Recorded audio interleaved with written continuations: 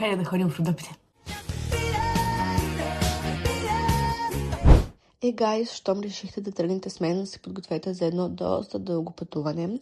Тръгнахме в 7 часа сутринта, правихме няколко пиш-паузи по пътя, зареждахме и ядохме закуски в някакво случайно село. Една от спирките ни беше тази бензостанция, на която исках да се направя най-готините естетика кадри на света с слънчогледите, но те бяха умрели вече и просто ми се разби сърчицето, защото аз толкова много харесвам слънчогледи. Някъде към 3 часа пристигнахме в хотела и се настанихме.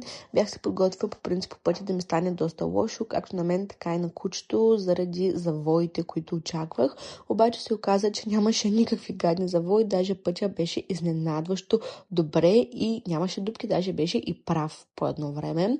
Тук ви показвам вече стаята, която беше съвсем обикновена, но пък гледката от верандата отпред си я биваше. Имаше и басейн, на който искахме да отидем още като пристигнахме, но той затваряше доста рано и не успяхме да стигнем до него.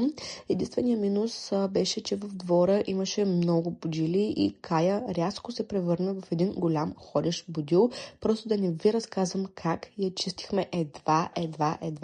И общо взето така приключи първия ден от почивката ни. Ако искате част 2 на този влог, може да пишете в коментарите.